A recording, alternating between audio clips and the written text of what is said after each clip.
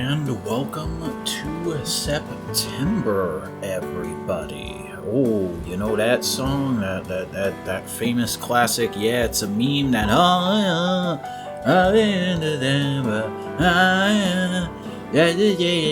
yeah, that's what this podcast is. This is a good, fun, goopy, groovy time from the 70s.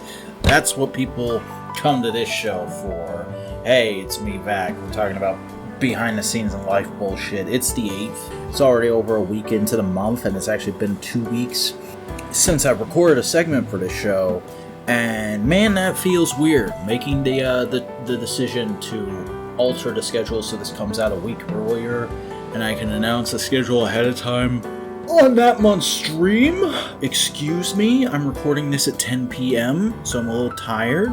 But doing that change, and therefore making there be a week where I'm not recording the show, makes it feel a little odd to come back to it and to kind of just get back in that mind frame, especially because I am still very much trying to get a new back half of the year sort of weekly groove established in my life, and that has been pretty hard with not recording this for a week and then a bunch of bullshit that we'll probably get into throughout this, because this last week, let me tell you, oh my god,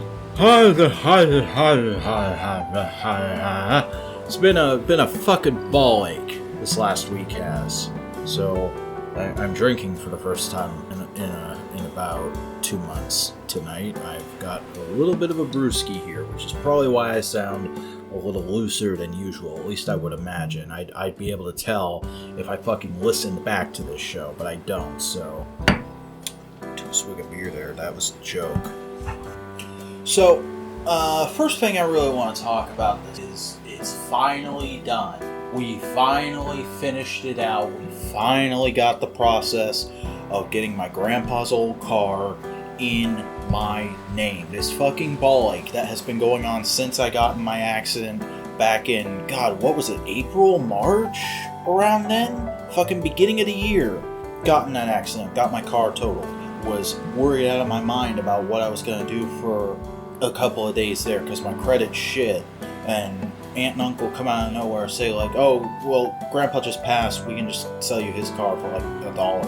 Okay, great, but I gotta go to the funeral. Okay, rushing into maximum overdrive to make all that happen. We go there, it's actually a pretty good weekend, visiting with family, and going to snow cone, and then I come back home, and it's like, okay, let's get this done. I go to register it, I realize I don't have the title, and then I'm reminded that you have to get insurance before you can even register a car, so we're looking around for the title for months and months and months, and my mom won't just fucking admit that she lost it somehow, because she was the last person to see it, and it's nowhere in her fucking luggage, it's nowhere in my fucking luggage, it's nowhere in the fucking car, it's nowhere in the fucking house, so she fucking lost it.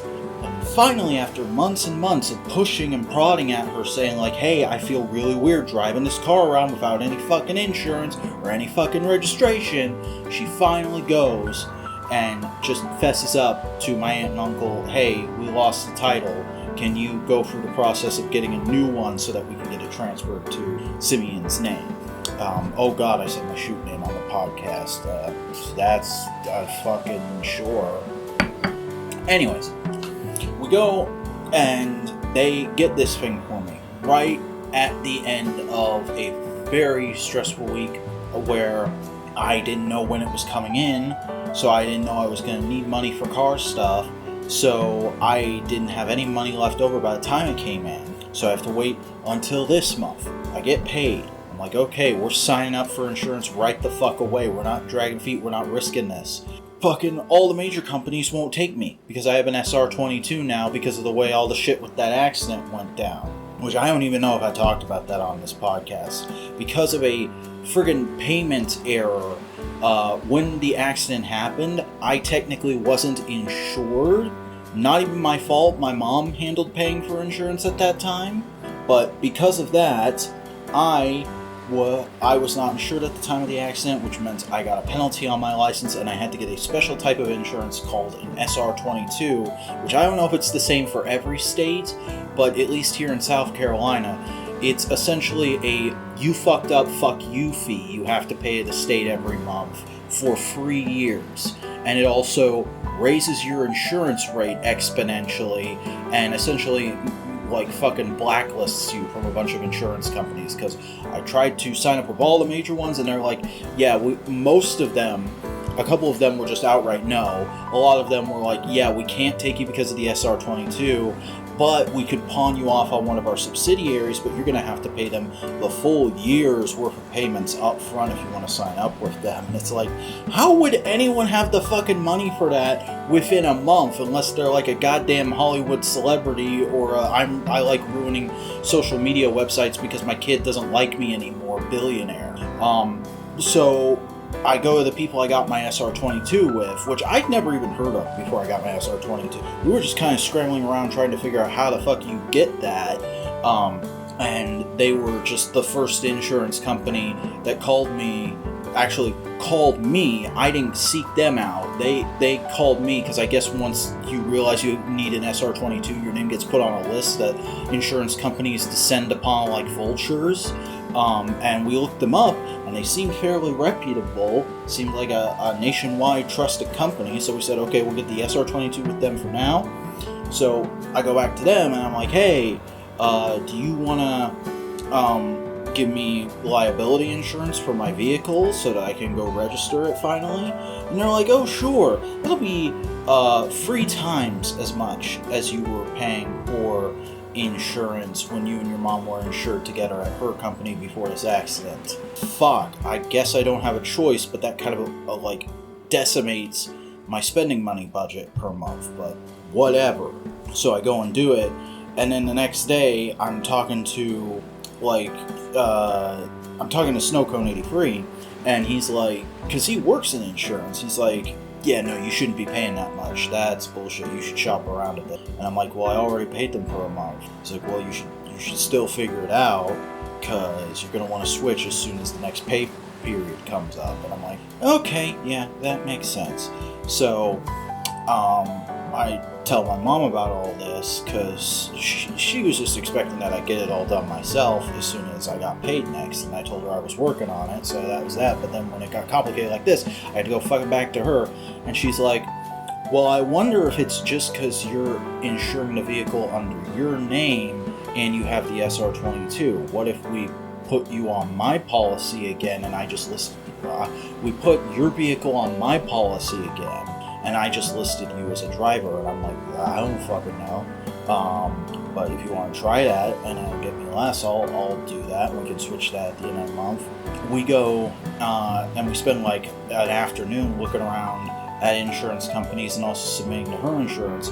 Her insurance won't let her do that for some reason, but we find an insurance company that will let us sign up together, registering both the vehicles under her name and putting me down as a driver for my car, for about $100 less total than what I was paying for my vehicle insurance. So we decided, okay, we'll just split that down the middle, and so now I'm paying like a third of what the SR22 company wanted me. But my mom's like, well, if I'm going to switch, I need to do this now because my insurance date is already coming up. Do you think you can afford it? Yeah, probably, if I can get them to just give me a refund and cancel the insurance with the other company right now. So she signs up. I give her the money. I go and call the other insurance company, and they're like, yeah, no, we can't. That's not our policy, but we'll reincorporate all the money from your liability insurance for this month into your SR22, so you won't have to pay your SR22 for like 3 months. Isn't that great? No, I fucking need that money right now. God damn it. So now I'm short again this month, just because of stupid bullshit. And I'm not trying to come on here and beg for money. Nobody needs to fucking donate anything. I'll be fine. I'll get through this month. It's just going to be another month where I have to like hold myself back from buying a bunch of stuff I normally would, and I have to just generally watch it and I might have to make a trip to the plasma donation center in a week or two. We'll see. But it's just irritating to have that, especially because I had been waiting for this month of like, oh, I'm gonna get the car all sorted out. I'm gonna get insurance. I'm gonna get it registered. I'm gonna give it an oil change because I haven't gotten an oil change in it since I got it, and that's been like the whole summer. I've been checking the oil. I've been keeping up with it. It's fine, but I still feel like it's due for an oil change, and like some of the other fluids could be topped off. But I was gonna get all this done, and then I was also gonna wash and vacuum it, and my mattress has had an issue for over a year now, and it's just progressively gotten worse and worse, where my dogs were playing on it, like I want to say around this time last year, maybe before that, and they were like playing roughhousing really hard while I was trying to edit something, and I just heard this loud crack, and they both jumped off the bed and ran out of the room, and I was like, what the heck? And I went and checked it out. They broke one of the boards in the box spring, and the spring in the mattress actually like compressed down and twisted in a way that my mattress has now had like a lumpy hole in it. Not like a literal hole, not like I can put my hand through the mattress, but just like a sinking spot in the middle of it. I was able to get a hold of a new box spring rather quickly, and I was like, oh, okay, this is fine. With the box spring replaced, it doesn't feel too bad, but the hole has just gotten progressively worse and worse since then, to the point where I actually had a night a few weeks ago where I legit could not get to sleep until like almost 4 a.m. because I was constantly tossing and turning, and eventually I just decided to sleep on the floor. And also my computer chair is pretty old and pretty worn out. A lot of the padding in it has deflated, and the faux lever has been peeling for a while now. So both those things really need to be fucking replaced. And I was like, okay, I'm gonna get all this car shit done, and then I'll get that stuff replaced. And you know, it doesn't seem like there's gonna be any big toy drops this month that I'm really gonna want to get on, so that would be fine. And then as the month got closer and closer, first of all, my fucking two most anticipated toys of the year, Legacy Armada Optimus Prime and the Classified Series Televiper with Trouble Bubble, have both been getting into people's hands, going in stock on places, shipping out pre-orders, this kind of thing. And I do not have that kind of money at all. But I was willing to wait until October if I got all this stuff dealt with this month. But then this insurance boondoggle happens. Suddenly I'm out most of my spending budget. I only have enough money for a few essentials, including gas, and I'm probably going to have to wait until next month to get the oil changed in the car and get it all fucking cleaned out. And I'm going to have to I think I'll be able to afford a new mattress then. I'm not sure about a desk chair or how this month pays out or worked out. I'm gonna have to go over to finances again. It looked like I should have enough money for all that, but I'm certainly not getting like a lot of fucking toys that are coming out right now until like almost Christmas time, which is not the end of the world realistically, because the fact of the matter is I don't need toys to survive. They're a luxury item. I enjoy them. They're one of my main hobbies, but like, I don't need to get everything right when it comes out. Most things that come out these days are so mass-produced, I'll always have a chance to find them at a decent price, except for like rare occurrences where like the aftermarket goes crazy for one reason. Heck, I've got a backlog right now still sitting in my room to get through. I've been trying to make some progress on that. This week, I finally fucking opened the NECA Ninja Turtles stuff I got. That's pretty choice, but, so all that's been going down. I didn't even get into, like, that was all just last week, and, like, all the stuff that led up to it, because I felt the need to give proper context this time around, because this is the final telling of the car story, because I did get the car registered, but not after, driving the wrong way to the county tax office one day because I thought it was in one part of downtown, and it turns out it was on the complete opposite. And by the time I figured that out, it was time to go to work because it's the county tax office. They're not going to be open on Labor Day, and they're not going to be open on the fucking weekend. So I gotta go like first thing in the morning before I go to work. So that was Tuesday. Then Wednesday, I went there, and when I got my first car, we went there, and I was like, yeah, I know where that building is. So I park in front of that building. The parking lot's almost entirely closed off instead of one entrance, which I'm like, that's weird. What the hell are they doing? But I parked there, and I go up to the door, and it says, oh, this is no longer the county tax office. The new building we've been constructing since before you moved here is finally open, and that's the new county tax office. Okay. It takes me 10 minutes to walk over there because of how huge both buildings are. And then I'm like, I don't know exactly what office I need to go to.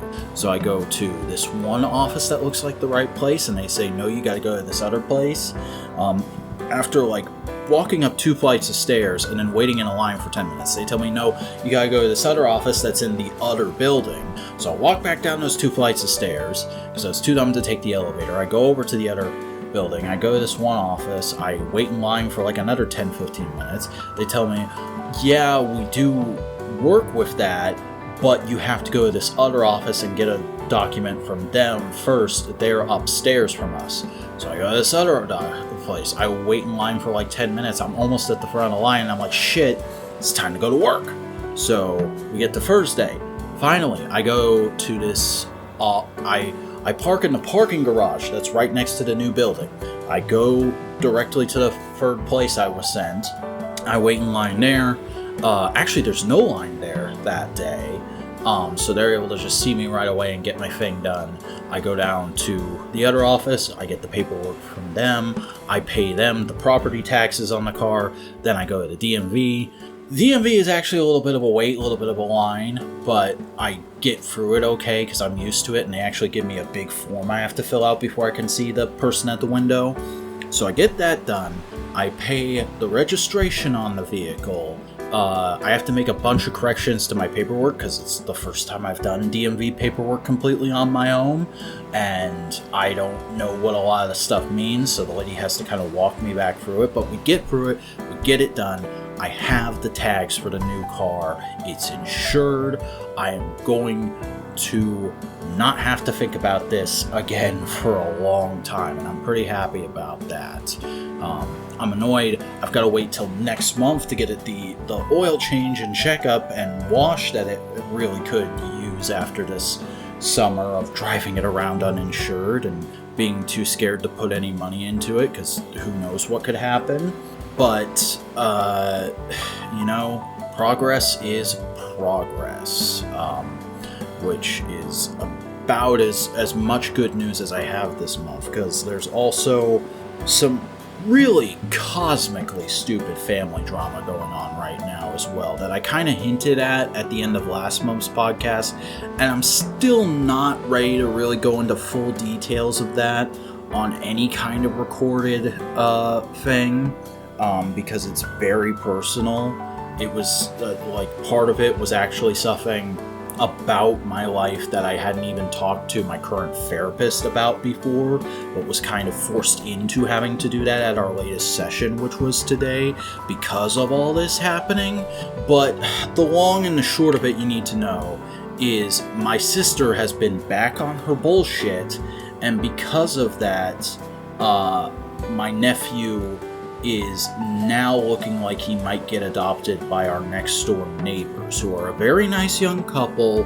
He's had play dates with their daughters, who are just a bit older than him, multiple times. They get along really well. They seem like great people with good jobs, and they were actually thinking about adopting, but the whole way we just got to this situation we're in now is really fucked up, and it doesn't sit right with me, and it pisses me off that my sister caused it, it should be good for him in the long run if they do end up adopting him, but it just kind of pisses me off that it had to go this way. It's one of those kind of family situations. And again, I don't want to get into how we got to this point, because it's stuff that I'm not really comfortable talking about. And I know I sound like I'm being an asshole here after how open I've been with it in some mediums, but that's just the way the cookie crumbles sometimes. Sometimes I'm okay with talking about my sister and her bullshit and her being an addict, and other times I'm like deeply embarrassed by it and I don't acknowledge it. Since she started having kids, it's been kind of hard not to do that most of the time. And instead of this time where it's on a whole other level that like I feel like I have to tell you guys something, but when it comes to the specifics, I just want to shut down, is the honest short and long of that. And there's stuff even beyond that my sister has done in the last week that kind of has my mom on the outs with her and seriously considering just cutting her off for a little while. It has gotten that bad that quick, which should be impressive, but for her it's really not. Anyways, I'm 20 minutes into the goddamn podcast and I haven't talked about a single fucking video. What the hell is wrong with me? So, the Pacific Rim video came out this week, and it's done okay. Currently, as of this recording, it's sitting at 228 views, 2 comments, and what's the like ratio? It's got 100% likes and out of 9 likes. Which is pretty good. Watch time is down. Impression click-through rate. It's hard to say those 3 words back to back. Seems to be all right.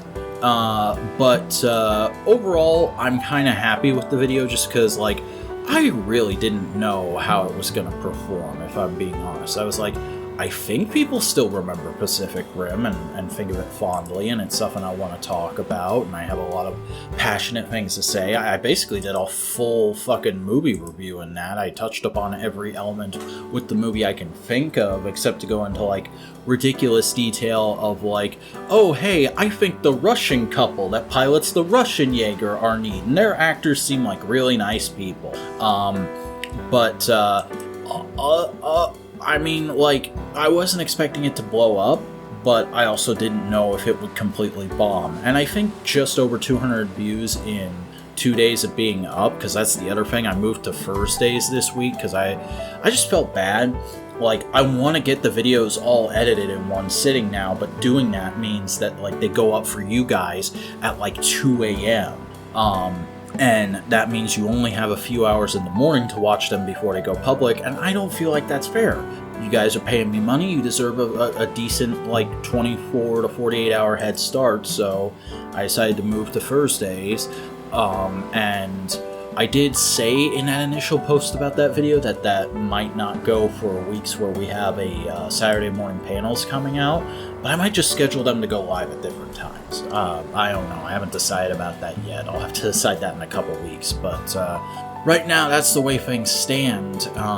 It was also the first video that launched without Twitter support from me, and the first video that I launched on or that I shared of my solo stuff to Evangelist's Patreon Discord server, because I patroned him this month because we did the podcast episode with him, and I was a little embarrassed to remember, like, oh yeah, he has a Patreon, and I haven't been pledged to it in like a couple of years because things got a little rough for a while there, and I just repledged to a bunch of people.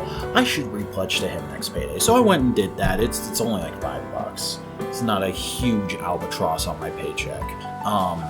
But I shared it to there, and at least one person said they were going to check it out, and I've gotten 2 new subscribers off of it, so it's doing okay for me.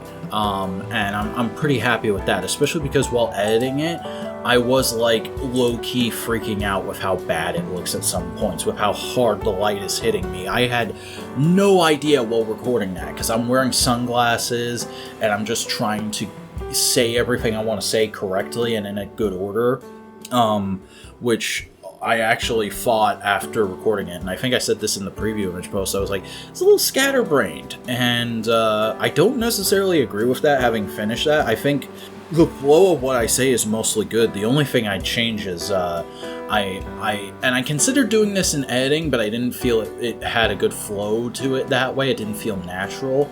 But the bit where I talk about the fact that I appreciate that Mako and Raleigh never becomes a straight-up romance, I would have had that before I talked about the toys, if I could have had my drummers.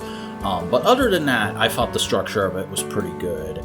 It's just, a lot of the time, it's like, God, why is the light hitting me so bright? Is this a fucking early Heisei Kamen Rider show that's having something cool and mystic happen in it? It's weird, but overall, the video did good, and I'm happy with that, which is why I feel a little more confident about an executive decision I've made this week. Because the day after I shot the Pacific Rim video, it was announced, and we knew it was coming because he was checked into a hospice, I think it was, something like that, a few days beforehand, and the doctors like flat out told the press he had days to live. But Steve Harwell, the lead singer of my favorite band, Smash Mouth, passed away this week, and I hadn't been thinking about Smash Mouth a lot in like the last year or so. It's one of those obsessions that kind of comes and goes, you know. I'm not a huge fan of a lot of bands. It's really Smash Mouth, Churches, and like a couple others that I've ever followed really closely. But I have a lot of love for Smash Mouth that stems from my childhood, but also like I think there is legit artistry to their music that a lot of people tend to just ignore because lol, it's the Shrek band, lol memes, and I've been threatening to do a video about them for years. I've just never been willing to figure, or able to figure out a way to do it, not willing, because I've always wanted to, I just haven't been able to. And I mean, the theme of this year is kind of like, it doesn't have to be perfect, it just has to be.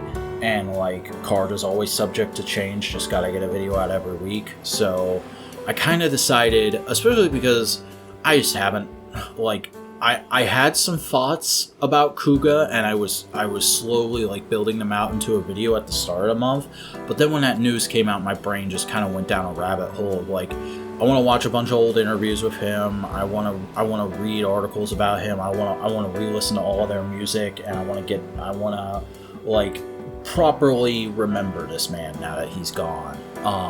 And like be able to say that like, yeah, I am a legit fan of this guy, and doing that has led me to feel like I really need to make the Smash Mouth video now, because I have a lot to say about what I've been seeing and listening to, and it's not all going to be positive, but I think it's going to be interesting.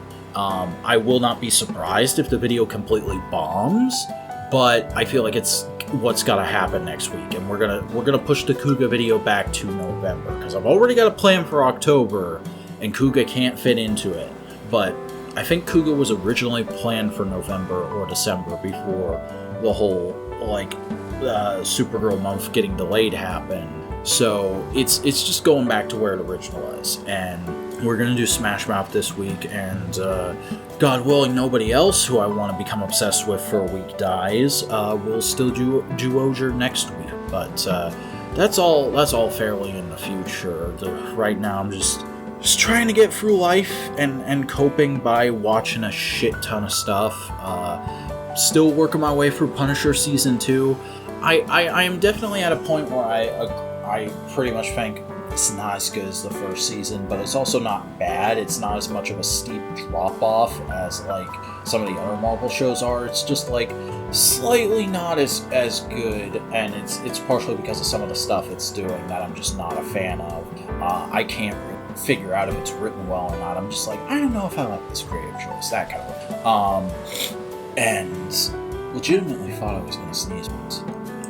Also, I've made a bit of progress on Watchmen. Like I said, I'm still taking it slow with that, but oh man, I had taken a couple days break, and then I went and read the issue where Dr. Manhattan's on Mars and is just going over the events of his life and trying to figure out where it all went wrong and who's to blame. I read that whole issue in one sitting right before bed, and it like messed me up so bad that I have not gone back to the book since. I think I'm gonna tonight, but like, holy shit, I forgot how like gripping and raw that issue feels, and like how much it resonates with me now that I'm older. Like I thought it was cool when I was a kid reading it for the first time, or like a teenager reading it for the first time, and subsequent times since. But this is like the longest I've gone since reading the book, and rereading it now as like a late 20s guy staring down the barrel of his 30s, like 12 years into a career that's kind of gone nowhere. Yeah, it hits way harder. And it got me thinking about stuff in a way that I hadn't in a while, but I felt like I needed to. Good fucking comic book right there. And some other little things here and there. You know, I'm watching through Gridman for Analytical Fanboys this month. I decided to go ahead and get a start on it. I'm watching one episode a day with my dinner, but you'll know that by the time this comes out, and you'll also know that I'm watching through Agito right now, and holy fuck, Agito is good. One of the best tokus I've seen in a while. And that's saying something, because Shin Kamen Rider came out this year. But I'm not even like 10 episodes into now, so it could take a turn. And then today, I made the decision to listen to Jeanette McCurdy's book at work, and my god, I have never been more righteously angry experiencing a piece of content in such a long time. Like, just like things that I've not had super direct personal negative experiences with, but have huge hang-ups over, and like are just super easy ways to grind my gear. There's all of those things. All the things on that fucking list happened to that woman throughout her life. Like, she was abused by her mother, she was made to feel anorexic, she was forced into a creative career when she didn't want one so that her mother could live vicariously through her. None of her fucking family were capable of helping her because they were all too afraid of her mother to act. She felt bad about basic human shit that everybody goes through because of religions that she was a part of. And oh yeah, apparently the creator of iCarly was extremely emotionally abusive to her and a bunch of other people, which I had heard before. I'd never looked too deeply into it because I was like, I don't know if I want this shit ruined for me. But fucking Quentin Reviews put out his Sam and Cat Part 2 in the last 2 weeks as well, and I listened to all that one day at work, and I was like, oh, he says he's gonna actually talk about Jeanette's book in the next part. I should listen to it beforehand so that I have full context for whatever he wants to talk about. Which is fucking hilarious, because I never went back and rewatched iCarly or Victorious, and I've never fucking seen any of Sam and Cat, so I didn't fucking touch that to experience his videos. But I felt like, oh, well, I heard about that book coming out, and I've always felt like I probably should read it because I was a fan of iCarly growing up, and there was a point where I had a bit of a crush on Jeanette, and if bad shit was happening to her in her childhood that her parents were doing, and that was all going on behind the scenes, I kind of like, the least I can do is buy the book and read it and know what she went through. And like, I still agree with that, but I also think like, with the fucking week I've been having, with the couple of weeks I've been having, listening to that book right now was a bad fucking idea. I was just on edge and in a shit mood all day because of listening to everything she went through.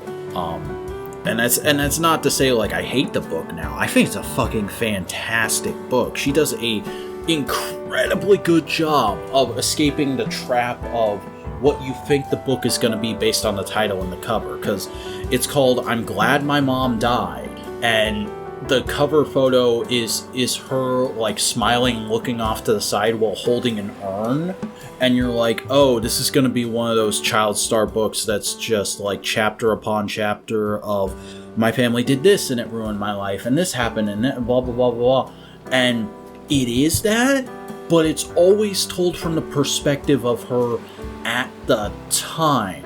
So it doesn't really get into blaming anybody until like the last couple chapters. Like, you are fully in her head and you see why she's okay with everything for so long. And that's incredibly interesting, but also incredibly repulsive. It's a little bit like dealing with my sister, where it's like I can see all the problems in her life because I'm an outsider looking in, and I'm able to go, this shit ain't normal, you need to get out of here. But I also know, because it's a book written by a woman looking back on her life, that she knows this now and she's gotten out of it now, but it's all the rest of the book is still gotta happen. All that's still gotta happen, and all that was happening while I was living my life, and all the shit that was happening to me was happening, and arguably, she had, no, not even arguably, she definitively had a way worse childhood than I did, even though she seemed like somebody to admire and look up to until just recently when I heard that book had come out, and like she explained essentially why she didn't come back for the iCarly reboot by writing that book, and also why she stopped acting. And it's like, listening to all that now, it's like, yeah, I get it. I'd have made the life decisions as an adult you made if I had had a childhood anything like yours. But also, holy fuck, it just makes me mad that you had to go through with that. Like, I fucking hate shitty parents, I hate manipulative people, I hate manipulative religions, and I hate that people working in artistic creative industries can have that shit be happening to them. Like, I think anybody working in a creative medium should be doing it because they are fully passionate about it and they are happy and this is something they want to do. Even if it's not exactly how they want to do it, it's still the field they want to be in. And like, every once in a while I'll get a reminder that there are people out there who have had experiences like Jeanette McCurdy working in this or some other industry, and it just fucking upsets me so much. It makes me want to destroy the world, honestly. Like, it is pure humans are trash level stuff.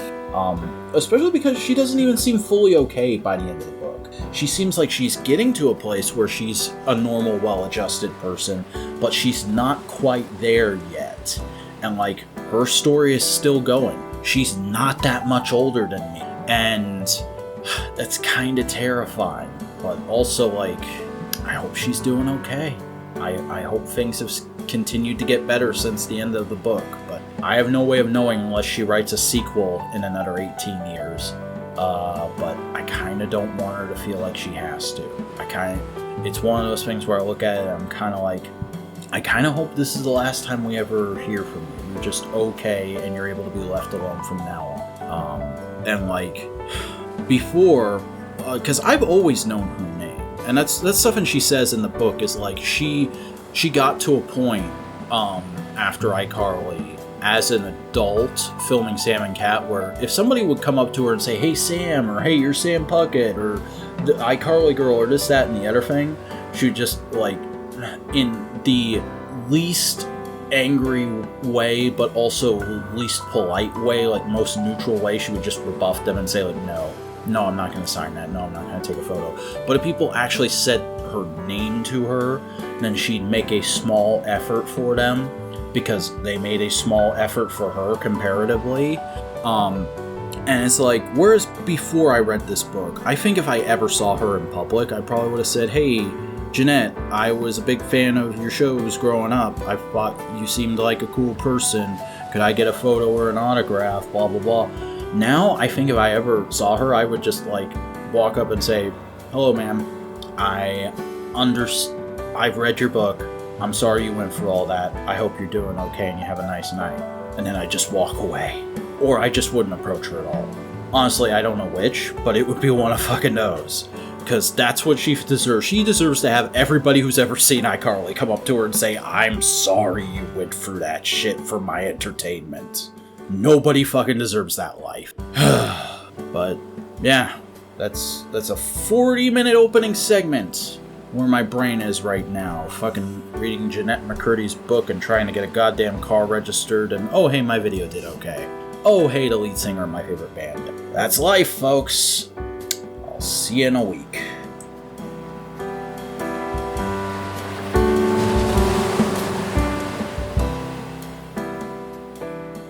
As I sit here at 11 p.m. on the 15th, staring at my Mezco 112 Superfink, damn, it is a good thing I waited approximately 4 months to open this thing, because this is a figure I normally wouldn't be able to afford, because it was $110, $120, I want to say, because Mezcos just tend to cost right in that neighborhood, sometimes double that, depending on it, because they use a lot higher quality materials than your standard retail action figures. They have fully tailored cloth bodysuits, and they come with a shit zillion extras. They're handmade in Hong Kong, I believe it is. They're not like factory assembly line made. They're made by like actual people who receive a fair wage and somewhat enjoy their job. And it's probably the nicest figure I've bought in a long, long time. Because I did have some third-party Transformers of similar price point and quality a few years ago, but I sold them off because times got tough, as they tend to. And generally, my spending budget tends to be between $200 and $500 a month. You only have, when you're a collector and you only have that much, you have like less than $1,000 to spend a month, you tend to buy a lot more not expensive stuff a month, or just buy one or two expensive things a month, depending on the kind of person you are. And I like things like army building, I like little accessory packs and stuff like that for figure photography, I like dioramas, and I like, traditional retail action figures with a slight bent towards tailoring towards adult collectors. So I tend to buy a lot of Hasbro 6-inch stuff, the Marble Legend, the Star Wars Black Series, the Power Rangers Lightning Collection, the G.I. Joe Classified Series, all that stuff. And I tend not to touch the big pricey imports that people, including myself, always drool over, because it's too expensive, and it is so nice that just holding it in my hand, even though I washed my hands in between eating my dinner and opening this thing while I was watching some YouTube videos, I have a bit of imposter syndrome. I feel like I have to be extra careful with this figure compared to everything else, because it is so nice and it costs so much, and I don't want to break it. This is not a smash your action figures together toy. This is a gently, carefully pose it, put it on its stand, and then stare at it for a few hours action figure. I'm still gonna do plenty of figure photography with this thing, but it is something that I'm extremely grateful to have, and wouldn't have been able to have, but could only afford because of the extra insurance money that I didn't even really need after my car accident back at the beginning of the summer. And I'm also just generally thankful for waiting so long to open it, because otherwise this week has kind of been crappy. I kind of needed a pick-me-up to end the week on a decent note before I went and recorded this podcast.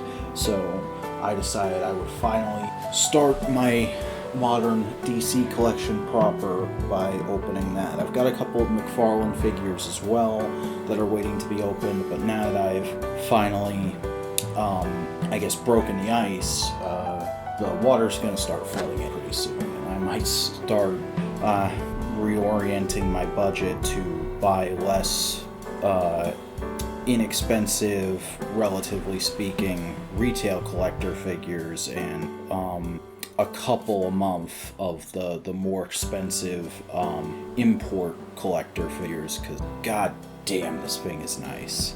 and it has definitely lifted my spirits a bit after a week that I honestly should have expected to be rough going into it, because I decided to make a video that I knew wasn't going to get a lot of attention from my audience over a video that probably would have gotten a fair amount of traffic.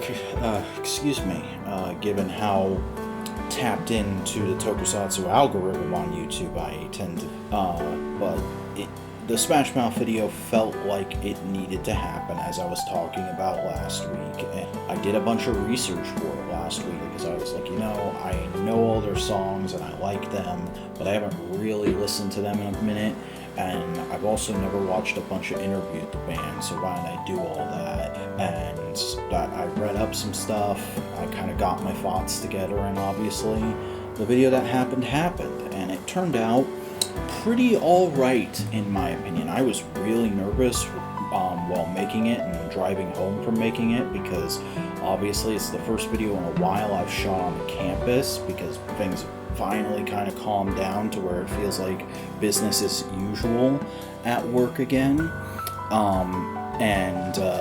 So I felt comfortable going and shooting it, especially because there's just no area amongst that trail that fit the hanging out on a nice day at the park vibe that I wanted for that video, because that's the vibe I feel Smash Mouth tries to put off, as I say in the video. So I was like, okay, there's a couple areas with benches, let's go try them all and see. And the first area where there were like some picnic tables and benches, I first tried to set up at this one picnic table, but there were a bunch of people like maybe 10 yards away, who had parked their cars in the middle of the through line and were just kind of hanging out and talking, which I thought was very strange, and also you could just clearly hear them from where I was, so I had to go and pick another spot. And the way I had framed it, I kept having to redo test shots to get my posture in a way that I didn't look morbidly obese to my eyes.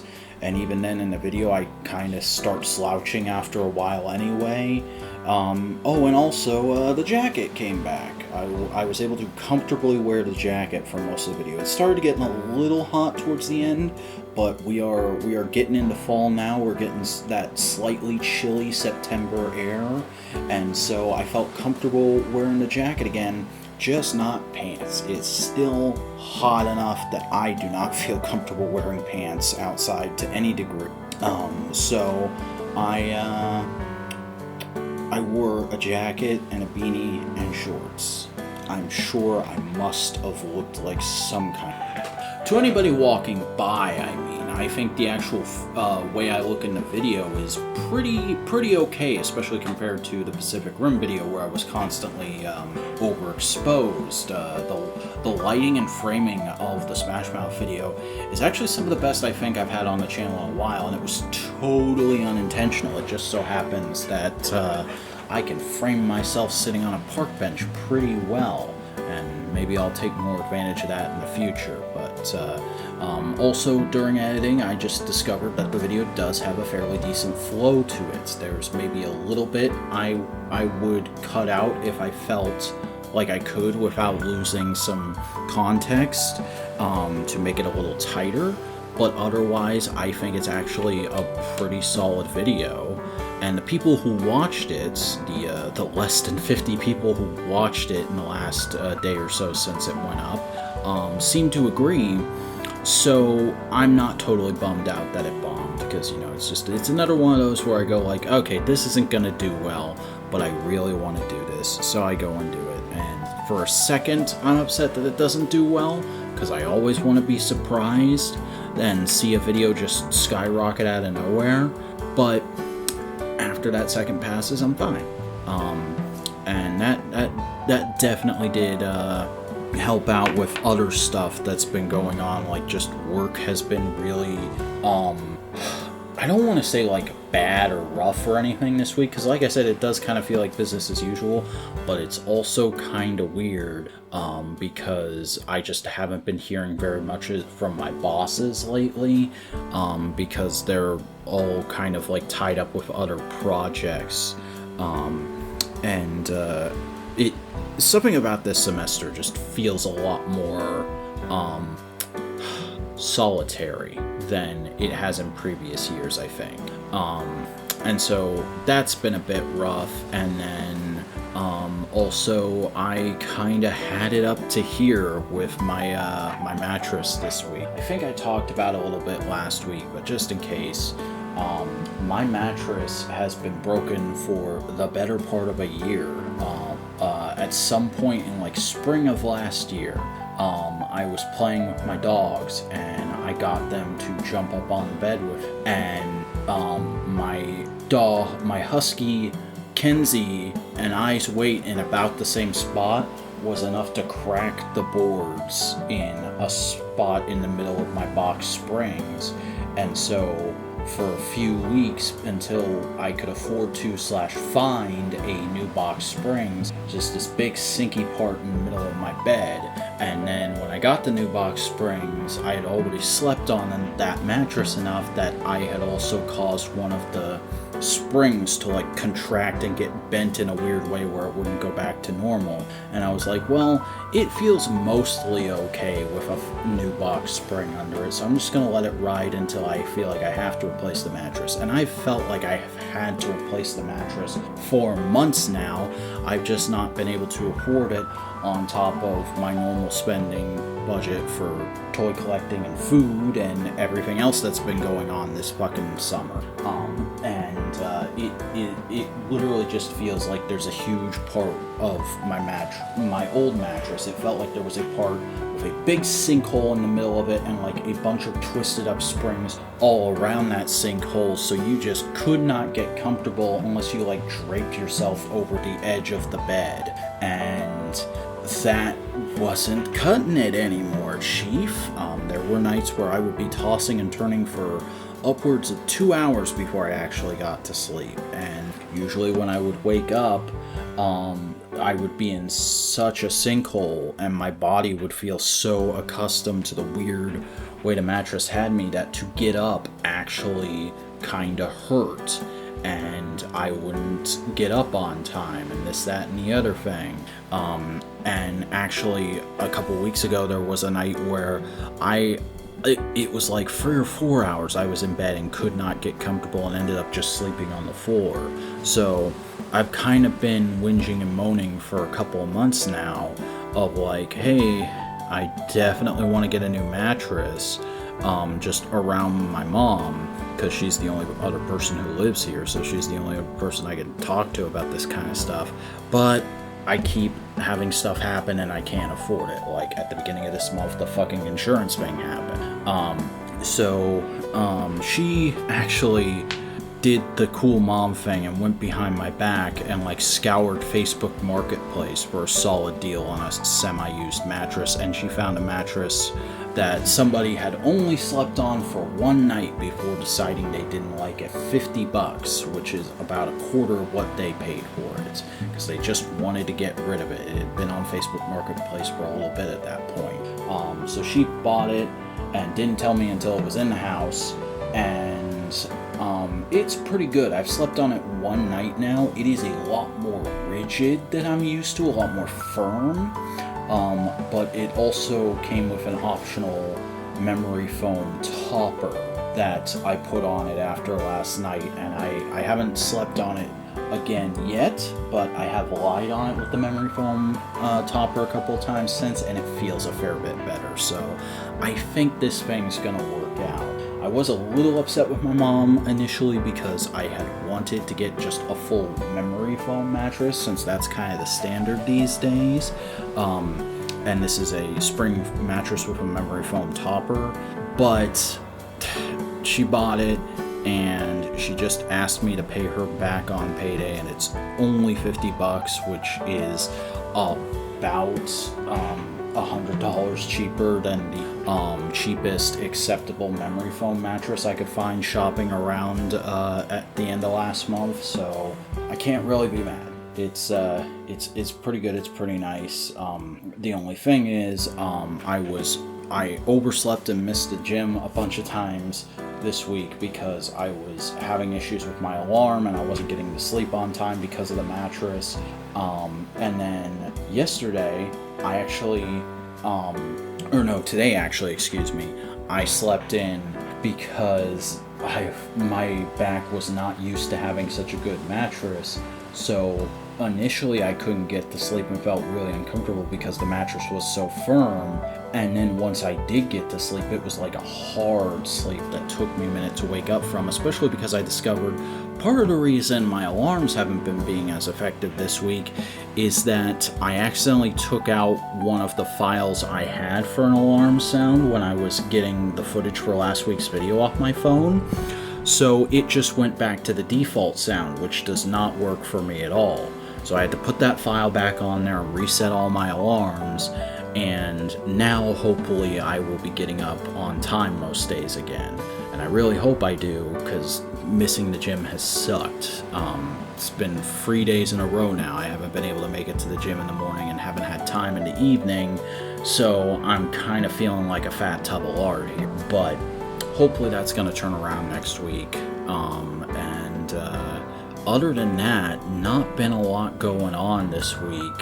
Haven't actually had much time for just pure recreational media watching. I did read another issue of Watchmen last night, and book's still fucking good. What can I say? I actually listened to Josh Peck's book while I was at work today because my Audible subscription renewed, and I was like, okay, well, I just listened to Jeanette McCurry's book last Friday. Why not listen to Josh Peck's ones this day? And it's a very different book, but I would say it's about as good, and it did hit me in some more positive and awakening ways than that book did. Because Jeanette McCurry's book was just pure like, man, she had a shit life, I feel bad for her, and I'm kind of angry about it. Angry that she had a shit life, not angry that I feel bad for her. Whereas Josh Peck's book is very like, hey, my life has been a fucking struggle to get to a place where I genuinely feel good about myself and what I'm doing, and maybe you can learn some things from that. And I'm like, yeah, I can. I'm also like annoyed at you for the way you talk about a couple different things, like the way he talks about becoming a media influencer. Like, for a long time, it takes him a long time to acknowledge, like, oh yeah, I'm famous and that probably helped out with it a fair bit too, but also you gotta admit it's this, that, and the other thing. And I'm like, you're right, but I hate that you talk about it that way, and I hate how little you acknowledge that it is pure luck for most people who don't have any kind of name brand recognition like you do. Even though yours is minuscule in fucking Tinseltown these days, it's a huge deal in the rest of the world, and that's a big part of why you got big initially. You stayed big because you were good at it, but you got big because you're Josh fucking Peck. You're known for being on a comedy show, so naturally people thought you were going to be a good fit for Vine, and you were, so good. Fucking congratulations. I'm glad you were able to figure out my career better than I fucking was, but there you have it. It probably also has a little bit to do with the fact that I'm nowhere near successful, and I am a little bit bitter about that. That's just a fact about me these days. But other than that, the book was really good, and like hearing him talk about not having his dad around and dealing with losing weight and being addicted to drugs, like it's all talked about in a very real, honest, and slightly funny, down-to-earth way. So all that stuff was really good. And it was just nice to know that, hey, at least one of the child stars from Nickelodeon that I liked didn't grow up to be a piece of shit or like fucked up or a Hollywood phony or like regretful about their whole fucking career. So that's nice. Yeah. That is pretty much it. That's another 20 minutes. There you go. Looking forward to recording the Jew Odra video on Sunday. I've got it pretty well worked out in my head at the moment. Hopefully it comes out well on camera, and hopefully it does well, because I think it has the potential to do just as well, if not better, than the Tokuger video, but I'll talk to you about that in a week. Right now I'm going to go get a snack and watch the new episode of Ultraman Blazar. See you in a minute.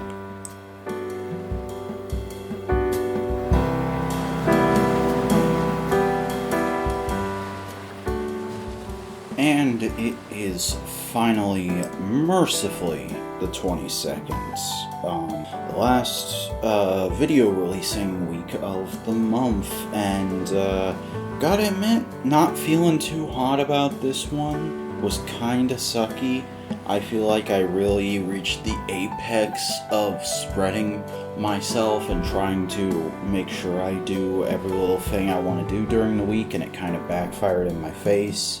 Had some not great stuff happening at work and just in my personal life. Honestly, I don't know. It sucks. I've been sitting here for like an hour trying to figure out like a way to pep myself up to make things sound a little better, since this is the last segment of the show and I gotta get this out tonight, but I really can't, because like we did the PulseCon stream today, and after it I went and walked my dog and just immediately felt this wave of exhaustion wash over me, to the point where I had to take like a 2-hour nap in the middle of the fucking day, which rarely happens to me. And I just have like had this light headache ever since, so I don't know. I think the weekly video grind, even though like I've drawn back on it a little bit in the last couple months, it is still getting to me, and it's going to be a real challenge getting to the end of the year. Not saying I intend to stop on any level, it's just like I gotta kind of rework things and figure out what I want to do moving forward. And I will say, just because of like the work stuff that's been happening, I'm probably not going to be releasing videos in the afternoon anymore. It's probably going to switch to mostly being in the morning or the evening, because I need to be focused on work at work, and I ended up clearing a lot of stuff out and moving it around for that purpose, which I don't love. I know it's not good for overall algorithm optics, but I kind of felt like I didn't have a choice after what happened this week, which I'm sorry to be vague about it, but it's not something I really want to get into publicly.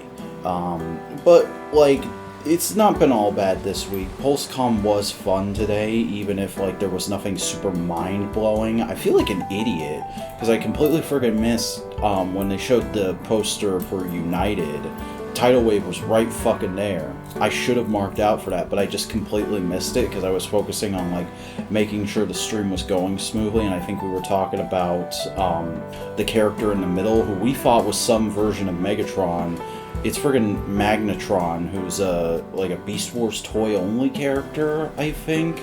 I don't know, that's a real blind spot for me, and it's a weird-ass pull, but I guess they're just friggin' going for it. And Tidal Wave looks super interesting too, but I'll talk about that on SMP when we record that tomorrow. Other than that, like, if you've seen the stream, you know my feelings on things. Like, there was nothing mind-blowing, but there were a few things where I'm like, that looks great, I gotta have that. And honestly, it's just, you know, it's the continuous fucking reveal grind of being a modern toy fan. Of just like, here is the next thing that you will be paying for in a couple of months. It didn't feel like they did anything like particularly like this is a big reveal that you wouldn't normally get, but because it's PulseCon, we're doing it here. It felt like it was just business as usual, probably because SDCC was just last month, and then in a couple of weeks Toy Fair, and then NYCC, so it's not a lot of room to like really bunch up stuff for PulseCon like they used to, which I guess it's not the worst thing in the world. It means like this isn't, as much as we tried to act like it still was because we wanted to do the watch along instead of the big follow-up episode of components like we usually do. This was kind of this is a low-key one. This wasn't like, oh, you gotta you have to take off work for it if you're at all interested in this stuff. This was just like, nah, I did it because I wanted to, which, I guess at the end of the day, I'd rather it be that way, but there's a part of me that's like, man, I wish there had been something that had made me flip out in the moment just for the fun of having that on a stream. But, always next year. Just like there's always next week for the channel, because this week really underperformed.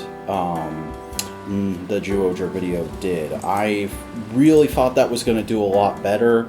It hasn't even cracked 80 views as of this recording, and that's pretty discouraging, I gotta say. I don't know if it's just the fact that I didn't do like a full team thumbnail or like a thumbnail with a more interesting background. But I worked pretty hard on this video, and I was real jazzed after recording it.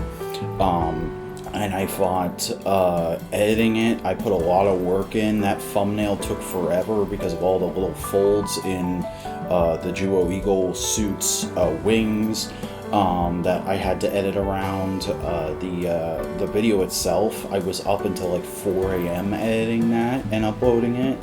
And just to have a payoff like this, that's not really a payoff at all, it's pretty upsetting, I gotta admit, especially like the fact that that's 2 bombs in a row. Smash Mouth didn't do great, and this video is not doing great. It's still climbing. I could still see it like having good numbers in the long run, but as is, it's kind of, well, that's not great. I don't know where to go from here. I mean, I do know what I'm doing next, but it's like, I don't know how the channel moves forward after this. There's not too much to say about it beyond that. I did cut out a section of the video. There was like a 5-minute section where I went into Kubar and how like his whole backstory and his revenge that he's going for is like a sort of a dark twist on the way the Duogers are fighting Jinnis. And I also like brought up Bunglai and went a little more into him, but it kind of felt repetitive because of that, and it was way later in the video, so it felt like I was making up for not bringing that stuff up earlier, and I couldn't figure out a good way to slot it earlier into the video, so I ended up just cutting it. But other than that, it's pretty much what you see is what you get with that video. The only like real notable thing besides that is maybe just that like it was shot in 2 segments. Because I did a few different takes of the opening bit because I wanted to make sure I got it right, and because of that I ended up running over time, and I had to shoot it, I had to cut it, because if I don't stop the camera and then restart it just before 30 minutes, it will create a new file to start recording with, but it doesn't tell you that. And because I'm using an external audio recorder, then there's no way to resync the audio except for like very painstakingly going in and making sure it's matching up with the lip flaps. It's much easier to just stop it and then do another sync clap to make sure it's all working. Yeah, that's pretty much what there is to say about that. Not been taken into much new media this week. Like I said, I've just had a lot of stuff that I don't really need to talk about here because it's not directly related to videos and stuff that I've been working on. That's made it just hard to watch stuff for the enjoyment of it. I'm still plodding through the show we're doing for AF this week, and like a few of the things I'm watching for all the other modular shows, but you know, at a certain point it's like I don't want to talk about that here because that spoils those shows. And also, like, I'm not watching or reading or whatevering that shit because I really want to, and I'm, like, super engaged with it. I'm doing it because I have to for these shows. Not to say I'm not enjoying it, but, you know, it's just a different mindset than, like, oh, I'm gonna watch the last 3 episodes of Punisher Season 2 while I'm editing this week, which is the only thing I really did this week that wasn't, like, sanctioned for a podcast or isn't new content that's being striked against, so I don't feel like I should talk about it here. Yeah, Punisher Season 2, whoa, those last 3 episodes shit the bed. I was kind of baffled by how bad those last 3 episodes. It was just like this steady slide down from like this premium, like really well produced, well written drama into just the kind of goofy shit you see on like network TV in the late 2000s, and maybe you still see that stuff, but like it gave me like vibes of like CW shows and whatnot, especially with like the licensed sad boy music they played. And the last scene of the show is just fucking hilarious. I laughed my ass off when I realized the last shot of this Punisher show is Frank Castle in full Punisher garb just screaming and opening fire on a bunch of teenage gangsters. I'm like, yeah, that's totally in character for the Punisher, and that doesn't at all feel like a massive Flanderization and fuck you to people who actually like the comic character. You were doing so good. What happened? Did you just realize you weren't getting another season and decided fuck it? What was happening there? Didn't care for that. But I do still care for making content for you guys. I'm pushing as hard as I can to still make this stuff good and engaging with you, which again is why I took so long to record this tonight. I didn't want it to be bad, and hopefully it is still a decent end cap for you guys, because that's really all I have to talk about for this week. We're of course going to be doing a stream next week, and I'll have the event for that up in the next couple of days. Just keep an eye on the YouTube feeds. And next month, the lineup is going to be, of course, some spooky stuff, but I'll probably explain this in whichever one I end up doing first. I haven't decided between the first two which one I'm going to do first, but I'm not a big spooky season guy. I don't actually like horror.